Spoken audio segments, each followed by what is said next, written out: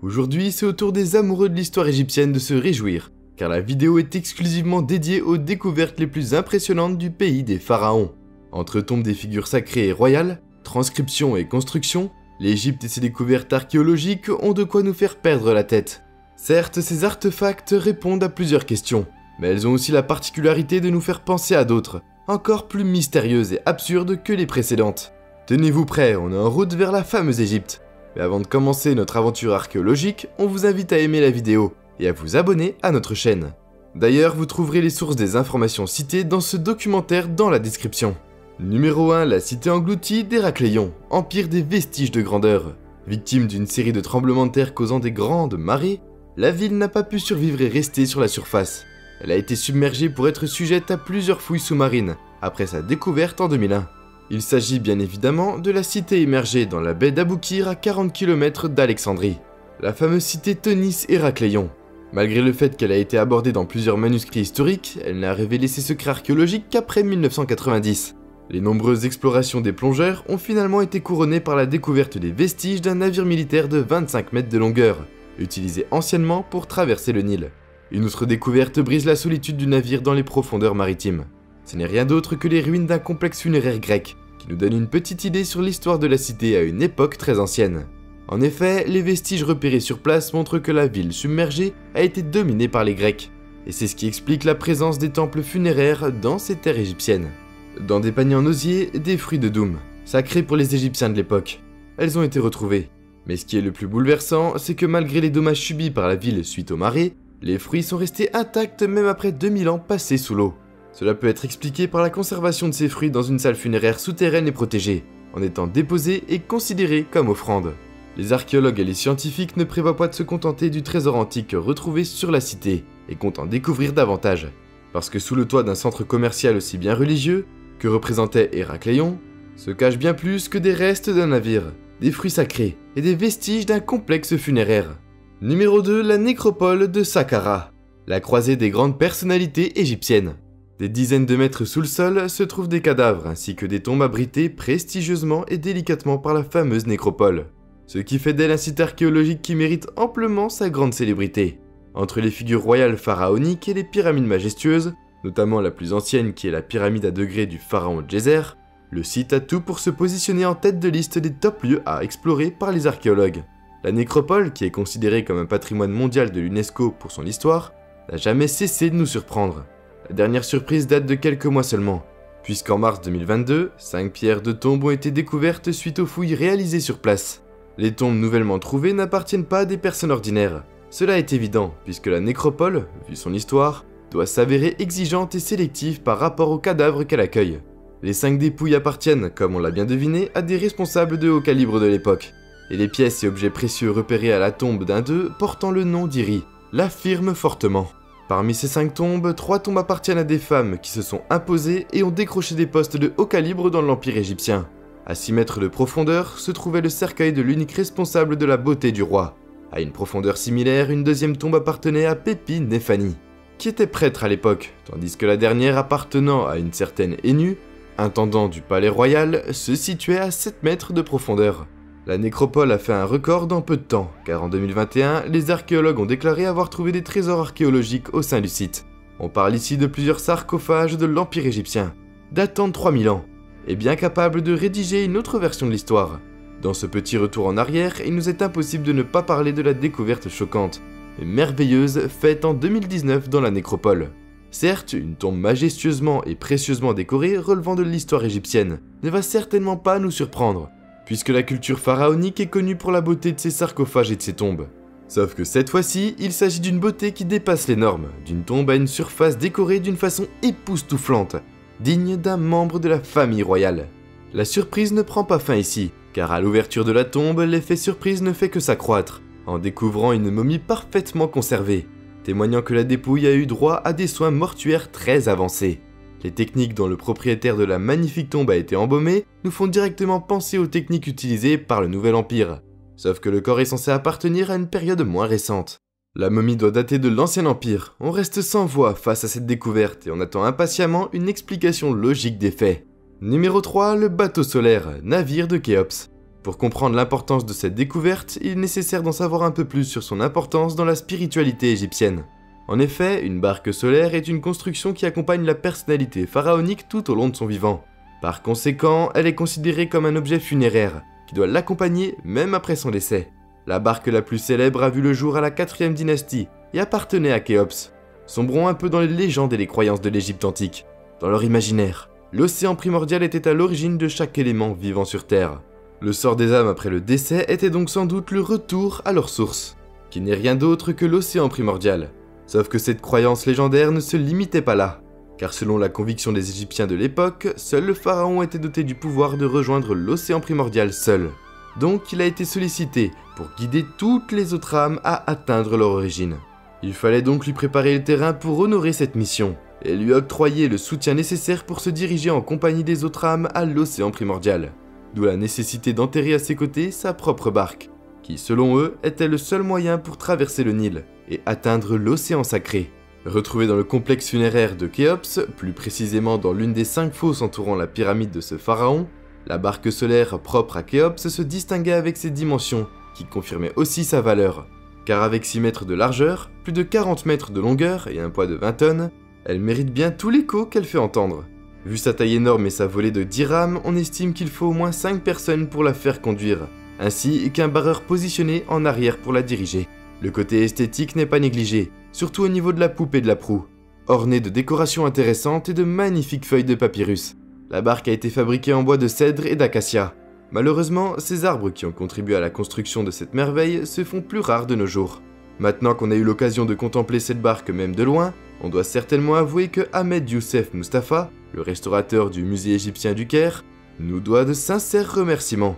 D'avoir constaté 10 longues années de son vécu rien que pour remonter la barque et assembler correctement les pièces du puzzle, pour que le grand public puisse admirer ce magnifique navire.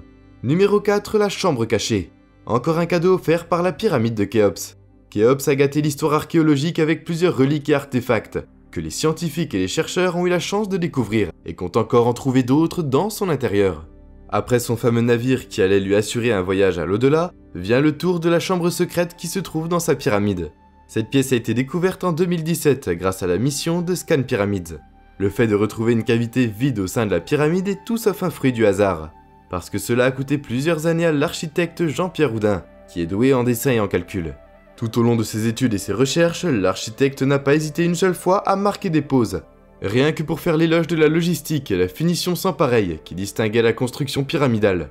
Une logistique qui nous fait douter du fait que les pyramides étaient des mouvements conçus par de simples mains humaines, dans une période où la technologie et les techniques avancées n'avaient pas leur place.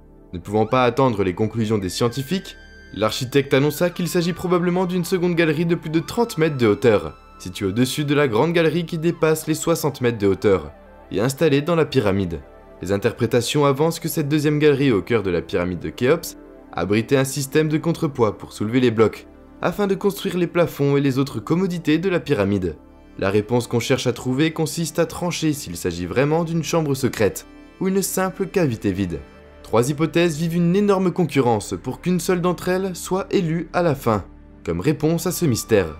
La première affirmant que cette cavité n'était rien d'autre qu'un simple couloir symbolique, ayant pour rôle d'aider le pharaon à atteindre l'au-delà. La deuxième affirme que la pièce est une chambre abritant un système de contrepoids, contribuant à l'aménagement pyramide. Et la troisième, qui est la version la plus séduisante à croire, prétend que cette chambre était le terrain majestueux qui contenait la momie de Khéops et ses objets de valeur. Sauf que rien n'a été trouvé jusqu'à présent pour confirmer cette dernière hypothèse. Numéro 5, le sarcophage noir. L'ouverture du sarcophage qui déçoit les superstitieux. Des légendes effrayantes et des publications à caractère superstitieux se sont affolées juste après l'apparition d'un mystérieux sarcophage noir. Les âmes passionnées par la superstition et hantées par les pensées sinistres n'ont pas tardé à tisser les fils de plusieurs histoires où la peur, l'effroi et la terreur étaient les bienvenus. Au moment où on a entendu parler d'un sarcophage noir, plusieurs personnes l'ont immédiatement lié à une malédiction. Sauf que cette légende imaginaire a pris rapidement fin grâce à l'ouverture du fameux sarcophage datant de 2000 années. Un sarcophage de 1,85 m de hauteur, 2,65 m de longueur, 1,65 m de largeur et à la couleur sinistre qui a fait chambouler plus d'une personne. Les fouilles ont affirmé l'existence de 3 momies au sein du sarcophage appartenant à des figures militaires. Il s'agit probablement de 3 personnes travaillant au service de l'armée. Sauf que parmi ces 3 squelettes, une appartenait curieusement à une femme, chose qui rejette l'hypothèse de leur appartenance à l'armée, et a fait manquer l'histoire de crédibilité, puisqu'à l'époque, les femmes n'avaient pas leur place dans le corps militaire. Parmi ces 3 squelettes, les archéologues ont déclaré qu'une avait le crâne fracturé, sous l'effet de l'utilisation d'une âme tranchante, ou peut-être qu'il s'agit des traces d'une chirurgie crânienne, témoignant la plus vieille intervention chirurgicale de la préhistoire. Les archéologues comptent sûrement pousser et approfondir plus leurs recherches. Sauf que les eaux usées provenant des égouts au voisinage et qui s'est infiltré au sarcophage en granit pour faire baigner les momies dans un étrange liquide orange, ainsi que l'absence de transcription et d'autres reliques artistiques sur place, autres que quelques petits panneaux en or, ne facilitent vraiment pas la tâche. Numéro 6, le village des ouvriers. La découverte qui a innocenté l'image des pyramides. À chaque fois qu'on abordait ces constructions majestueuses, on entendait parler des esclaves qui ont vécu le calvaire pour les bâtir. Sauf que ce village découvert vient pour éclater la vérité au grand jour. En fait, les pyramides ont été le fruit d'un travail acharné d'un groupe d'ouvriers, et non d'esclaves pauvrement traités. Et ces ouvriers étaient récompensés pour leur travail et n'étaient en aucun cas obligés de le faire. Un ensemble de bâtiments regroupés et récemment découverts sur le site des pyramides de Gizeh vient pour lever le mystère sur les conditions de construction des pyramides. Depuis longtemps, ces merveilles illustrent un quotidien épuisant, sordide et dépourvu d'aisance pour des âmes misérables. Le village découvert représentait une petite ville composée de quelques bâtiments parfaitement alignés et structurés pour accueillir les travailleurs qui se sont succédés pour construire les merveilles pyramidales. La ville a été entourée par un énorme mur dont on ignore encore l'utilité. Les hypothèses avancent qu'il était utilisé pour la protection des habitants de la ville, tandis que d'autres lui accordent un rôle plus spirituel et sacré, en l'associant à une construction qui a pour fonction de protéger la tombe du pharaon situé aux alentours. À la même époque, la nécropole qui abritait les dépouilles des travailleurs a été découverte. Il s'agit d'une colline peu élevée où les tombes des travailleurs ont été creusées. Une place plus prestigieuse sur la même colline a été réservée aux personnes au poste plus supérieur et aux responsabilités plus importantes dans l'organisation du chantier et le processus de construction des pyramides. La différenciation hiérarchique était fortement présente et a été symbolisée par la forme de pierre qui est distincte d'une tombe à une autre, selon la position hiérarchique du cadavre enterré. Numéro 7, l'énorme obélisque d'Aswan, le pauvre monument inachevé. Dans une des carrières d'Aswan se trouve le fameux obélisque inachevé.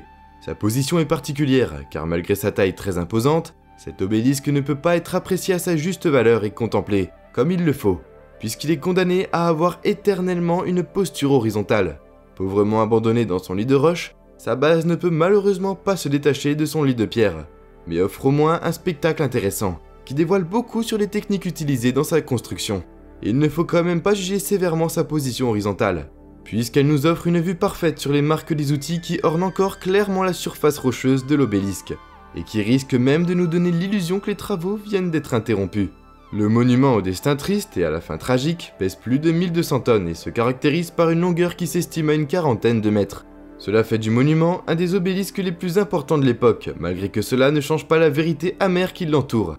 Car même si le sujet est jugé grandiose, il reste tout de même inachevé. Numéro 8, le temple Abou Simbel, un édifice majestueux construit par Ramsès le II. Dans une roche solide sont taillées des statues géantes qui commémorent le pharaon, sa femme Néfertiti et ses enfants. À l'intérieur figurent encore plusieurs statues qui sont arrivées à attirer l'attention des milliers de visiteurs. En 1960, le temple a été sujet à de sérieuses menaces. En effet, ce monument, qui est devenu une destination touristique par excellence, ainsi que d'autres vestiges historiques de la région, fut menacé par la construction d'un barrage le long de 4000 mètres sur le Nil par les autorités égyptiennes. L'histoire tragique qui a eu lieu en 1902 et où des monuments, notamment le temple de Philae, ont été submergés par un barrage plus petit n'a pas servi de leçon pour les autorités. Cela a poussé le comité exécutif de l'UNESCO en collaboration avec plusieurs pays à intervenir pour empêcher le sacrifice des monuments témoignant de millénaires riches en histoire de nos ancêtres. Par conséquent, une mission de sauvegarde archéologique a été financée. Une mission colossale et monumentale au vrai sens du terme, qui a consisté en le déplacement du temple en entier sur des terres plus élevées et moins vulnérables au risque de submersion, ainsi que d'autres monuments menacés par le barrage. Deux temples ont pu être démontés et transférés contrairement à une forteresse qui n'a malheureusement pas pu être sauvée. Parallèlement aux travaux de déplacement, d'importantes fouilles furent réalisées dans la région nubienne qui a permis l'excavation d'un patrimoine d'une impressionnante richesse, allant d'objets anciens datant de l'âge de pierre à une église du 9e siècle, ornée de peintures murales. Entre Villenoyer, secrets enfouis dans les ténèbres pyramidales et rumeurs sur des sarcophages maudits, on ne peut qu'être bouleversé par le patrimoine historique et archéologique qui ne cesse de gagner en nombre en Égypte. Et malgré le fait qu'on se sente dépassé par le tas de découvertes qui réclament encore une explication, on ne peut qu'admirer la richesse des résultats des travaux menés par les archéologues sur les sites pharaoniques. Il est temps de vous quitter car notre vidéo touche malheureusement à sa fin, mais on vous donne rendez-vous très prochainement. En attendant de vous revoir bientôt, on vous invite à faire un petit tour pour regarder nos autres vidéos, qui sont aussi intéressantes que celle-ci. À bientôt!